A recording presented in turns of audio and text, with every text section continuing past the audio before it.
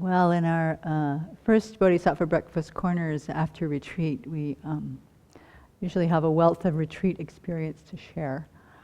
And so I'll go off in that direction. At the beginning of the retreat, we talked about how our direction as we enter retreat is that we're actually not in retreat from the world, but in retreat from their afflictions. And the first time, or 10, we do a retreat with that idea, oh, I'm going to retreat from afflictions. It's a little bit horrifying to realize that you sit down and all you see is affliction, affliction, affliction, affliction, affliction. So trying to have a retreat from that, that's part of what we're learning, actually. We're training to how to do that. So I can say this year with some happiness, I can see some fruit of practice after all these years, that in many ways this retreat was a wonderful retreat from the afflictions. And there was also something a little bit newer. The last couple of years, it was 2 or 3 years ago. We had 2 years that we were focusing on the 4 establishments of mindfulness.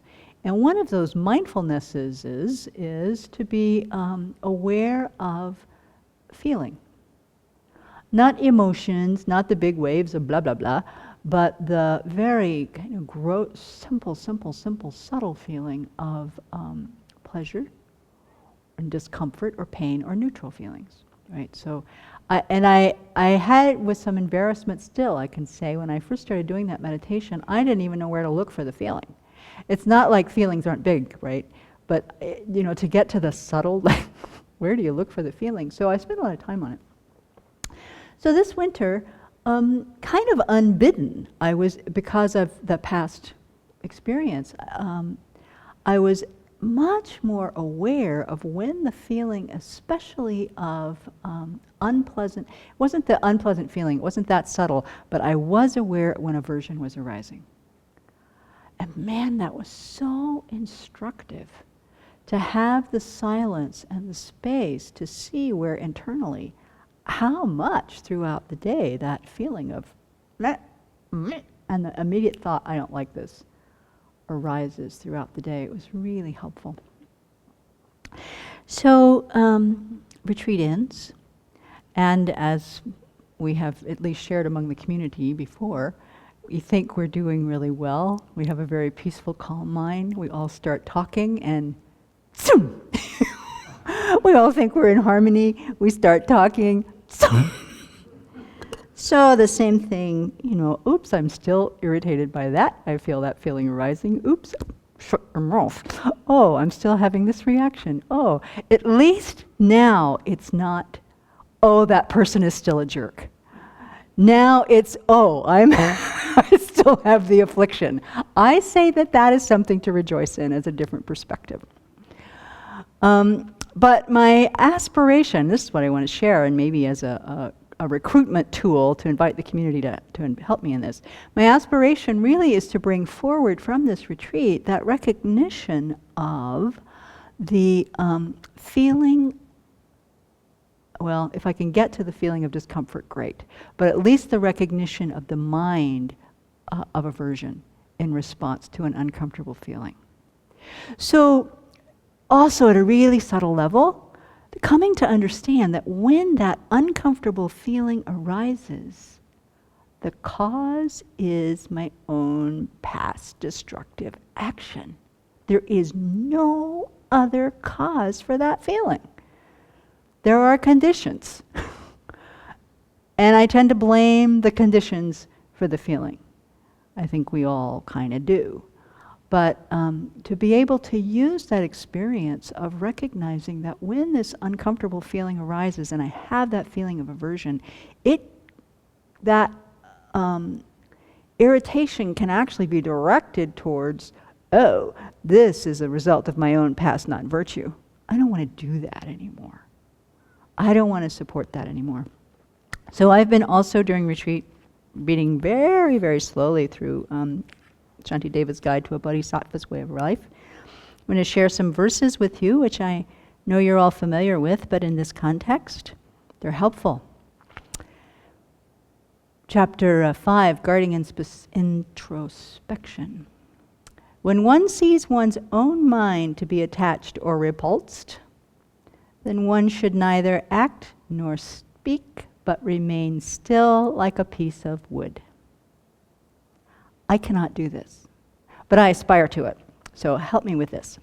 When my mind is haughty, sarcastic, full of conceit and arrogance, which it is frequently, ridiculing, evasive, and deceitful, frequent. When it is inclined to boast, or when it is contemptuous of others, abusive and irritable, frequently, then I should remain still like a piece of wood. When my mind seeks material gain, honor, and fame, or when it seeks attendance and service, then I will remain still like a piece of wood. When my mind is averse to the interests of others and seeks my own self-interest, frequently, or when it wishes to speak out of a desire for an audience, then I will remain still like a piece of wood.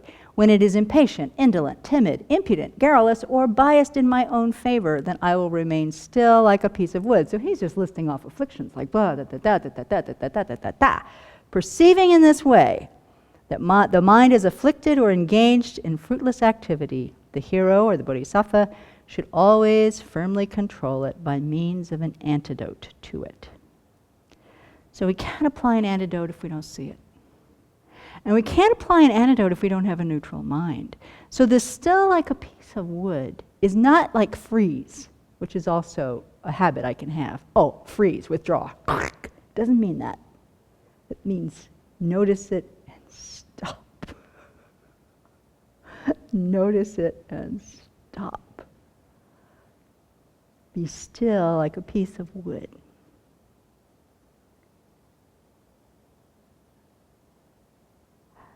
Yeah, like that. So Venerable Children suggested that as we come out of retreat, we've appreciated the silence and we've been able to watch our own minds in silence, that we try to maintain this silence actually throughout our day, that we don't just get out of retreat and start going constantly, but actually maintain that level of mindfulness, especially during the times when we're offering service, which is also a great opportunity for differences in ideas, ways of doing things may arise, and afflictions to arise. So I'm just sharing those as reflections coming out of retreat, an aspiration coming out of retreat. I've thought about, you know how, what is it with dogs? They shut their mouths up when they muzzled. Yeah, muzzles. I've thought about trying to get a muzzle. Or maybe walking around my night guard all the time. Oh yeah, cancer walk dog. Oh yes, he did have his in his mouth. So I think maybe that's a little extreme. But mentally, internally, because the muzzle also is like this punishment. It's not that. It's more, this idea of being still is relaxed. It's present. It's not a punishment. It's not a like whack down girl mode. It's a, oh, this feeling is arising. Be still. Watch. Feel it. Redirect. Redirect comes after being still. Being still comes after recognizing it. Recognizing it comes from being aware of the feelings arising. So may we find ways to